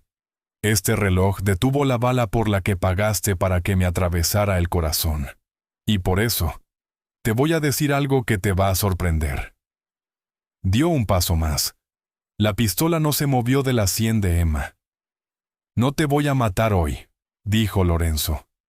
«Mi padre no me crió para asesinar hombres frente a los niños. No me crió para hacer lo último que una niña de 3 años vea antes de dejar de dormir por las noches. Sin importar en qué otras cosas haya fallado, Vicente. No fallaré en esto». Por un segundo completo, algo detrás de los ojos de Vicente cambió. No fue arrepentimiento, no fue miedo. Fue solo agotamiento. El agotamiento de un hombre que había sostenido una red de mentiras durante 11 meses y al que la persona que más se había esforzado por matar acababa de decirle con calma que ni siquiera valía la pena el esfuerzo de matarlo. En ese mismo segundo, Emma hizo lo que hacen los animales pequeños cuando algo por encima de ellos afloja su agarre. Mordió, con todas sus fuerzas, la piel pálida y suave del interior de la muñeca derecha de Vicente. La muñeca de la mano que sostenía el arma. Mordió de la forma en que lo hace un gatito asustado, con todo el peso de su pequeña mandíbula, y no lo soltó. El brazo de Vicente se sacudió hacia arriba. La pistola se separó de la sien de Emma, apuntando hacia el cielo. El agarre de su mano izquierda en la cintura de la niña se aflojó lo suficiente. Eso bastó. Antonio Guerra había estado esperando exactamente eso. Su disparo, cuando llegó, sonó como un chasquido seco en el aire de la tarde. Atravesó a Vicente por el músculo del muslo derecho, la misma pierna que Salvador Morales había destrozado 6 años atrás. Vicente se derrumbó sobre la grava con un sonido que era más de sorpresa que de dolor. La pistola se deslizó de su mano y se detuvo contra la base de un árbol. Emma aterrizó sobre sus pies y corrió. Corrió los 5 metros a través de la grava sin mirar atrás una sola vez. Y envolvió ambos brazos alrededor de la pierna derecha de Lorenzo, exactamente de la forma en que los había envuelto 100 veces los martes. Lorenzo se agachó. La levantó contra su lado bueno con su brazo bueno, y la sostuvo allí. El rostro de Emma se escondió en el hueco de su cuello. Él no dijo una palabra durante un largo momento. Sofía llegó a ellos un respiro después. Apoyó su frente contra el cabello de Emma, y los 3 se quedaron de pie sobre la grava, bajo la última luz del día, como algo compuesto para una fotografía que nadie tomaría jamás. Marco ya estaba hablando por teléfono. Le dio la espalda al pequeño grupo y bajó la voz. Pero Lorenzo, que llevaba 18 años escuchando a Marco hacer llamadas, oyó claramente qué número se estaba marcando. No era un número que perteneciera a la familia. Era el número directo de una oficina de la Policía Federal. Cuando Marco colgó, caminó de regreso a Lorenzo. Mantuvo la voz lo suficientemente baja para que Emma no lo escuchara. «Jefe», dijo, «¿por qué de esta manera?» Lorenzo no lo miró. Estaba mirando hacia el final del sendero, a la forma oscura de Vicente Rosales tirado en la grava, con una mano sobre la herida en su muslo y el rostro vuelto hacia el cielo. «Porque quiero que Emma crezca en un mundo», dijo Lorenzo, «donde este tipo de cosas terminen en esposas, no en un pozo». Marco asintió una vez. No preguntó nada más.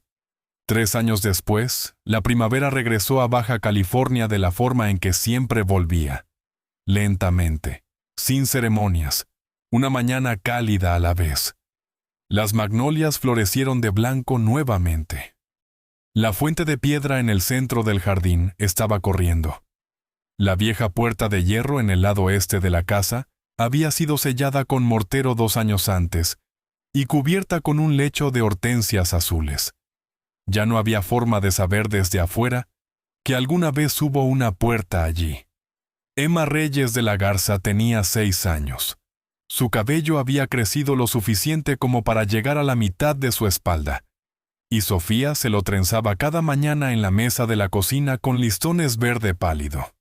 Llevaba un uniforme escolar azul marino, calcetas blancas hasta la rodilla, y una pequeña mochila de lona con un parche bordado de un conejo en el bolsillo delantero, la cual Antonio le había comprado un sábado en el mercado, sin admitir jamás que había ido allí específicamente para buscarla. El mundo exterior a la finca se había reorganizado de formas que ella aún era demasiado joven para comprender por completo. Vicente Rosales estaba cumpliendo 40 años sin posibilidad de libertad condicional en el penal de máxima seguridad del Altiplano. La evidencia se había sostenido. Los 2 jefes de zona testificaron a puerta abierta. Las grabaciones del conducto de ventilación habían sido autenticadas por peritos en audio. Salvador Morales fue arrestado 6 meses después que Vicente, y el colapso de su organización lo siguió un año después. Un efecto dominó de arrestos, acuerdos de culpabilidad y empresas fantasma disolviéndose de la noche a la mañana. Lorenzo de la Garza había hecho lo que casi ningún hombre en su posición hace. Se había retirado. Las antiguas operaciones de la familia habían sido desmanteladas una por una, y el dinero se había trasladado a lugares donde podía dormir de noche.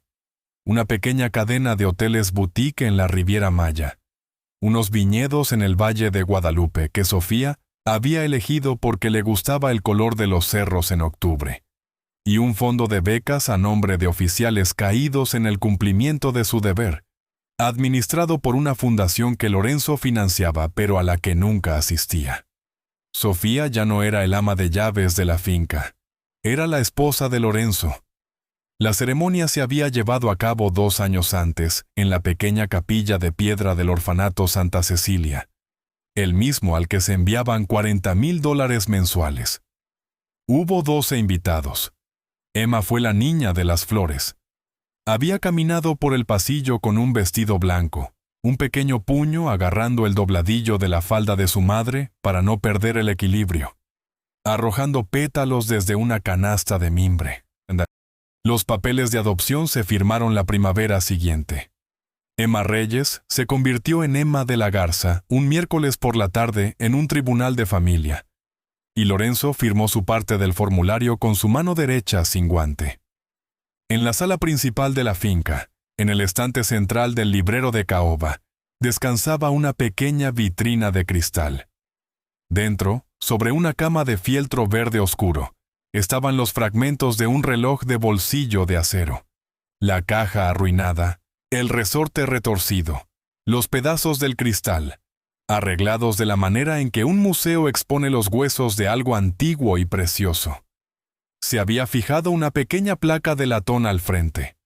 El grabado, en letras cuidadosas, decía: «Para mi padre, que atrapó la bala, y para mi hija, que me atrapó a mí un sábado por la mañana en el 3er año». Lorenzo estaba sentado en la amplia terraza de piedra en la parte trasera de la casa con un periódico sobre las rodillas. No usaba guantes. No los había usado dentro de la casa desde la mañana posterior a la boda. En algún lugar al fondo del jardín, una pequeña mancha amarilla y blanca perseguía a una mariposa saltando por el pasto. Y detrás de ella, sentada en una banca de hierro forjado con una taza de café, Sofía se reía de algo que Marco le había dicho. Emma subió corriendo por el camino de piedra. Llevaba una hoja de papel doblada en 2. Llegó a la terraza, subió los 3 escalones, y sin pedir permiso y sin bajar el ritmo, se trepó directamente al regazo de su padre. «Papá», dijo, «mira lo que hice en la clase de arte». Desdobló el papel sobre su rodilla. El dibujo estaba hecho con crayones. Mostraba a 3 figuras de pie en fila sobre una línea verde que simulaba el pasto. A la izquierda, un hombre alto con una camisa blanca, sin guantes y con las manos a los costados. En medio, una mujer con una gran sonrisa y el cabello largo y negro. A la derecha, una niña pequeña con un vestido rojo. Y en una de las manos de palito de la niña, dibujada con inusual cuidado, había unas tijeras rosas. Sobre las 3 figuras, en las letras temblorosas de una niña de 6 años, Emma había escrito una sola palabra: familia. Lorenzo miró el dibujo durante mucho tiempo. Luego levantó su brazo derecho, rodeó los hombros de su hija y presionó su mejilla suavemente contra la cabecita trenzada. Y no dijo una palabra durante todo el tiempo que tardó el viento en mover las hojas de las magnolias. Asterisco, asterisco, asterisco. Queridos amigos, a veces la persona que nos salva no es la más fuerte de la habitación. A veces, la persona que nos salva es solo la más pequeña, la más joven, aquella cuyos ojos aún no han aprendido a apartar la mirada de la verdad. El verdadero poder no siempre reside en una pistola apuntada a la sien de un hombre. A veces, el verdadero poder no es más que la capacidad de bajar esa pistola en silencio, en presencia de una niña que sigue observando para ver qué tipo de adulto le enseñará el mundo a ser. Si hubiera sido Lorenzo, de pie al borde de ese pequeño lago, ¿habrías entregado a Vicente a las autoridades? ¿O habrías elegido la antigua ley de las calles? Y si hubiera sido Sofía, parada en el pasillo con una bandeja de café y una sonrisa macabra al otro lado de la puerta, ¿habrías tenido el valor de guardar ese secreto día tras día en la misma casa que el hombre que quería muerto a tu jefe? Por favor, comparte tus pensamientos en los comentarios. Leemos cada uno de los mensajes que nos envían. Y de verdad nos encantaría saber qué momento de la historia de esta noche llegó a lo más profundo de su corazón. Si esta historia te conmovió, por favor déjanos un me gusta para apoyar al canal. Suscríbete si aún no lo has hecho, para que una nueva historia como esta pueda encontrarte cada semana. Compártela con alguien que todavía crea que la misericordia es más fuerte que la venganza. Y toca la campanita de notificaciones para que nunca te pierdas lo que viene a continuación. A todos los que nos miran esta noche, desde cualquier rincón del mundo en el que se encuentren, les deseamos buena salud, para ustedes y para la gente que aman. Días que lleguen con calma y se despidan con calma, y un hogar cálido al cual regresar al final de cada tarde. Cuiden de las manos pequeñas en su vida. Los están observando más de cerca de lo que creen.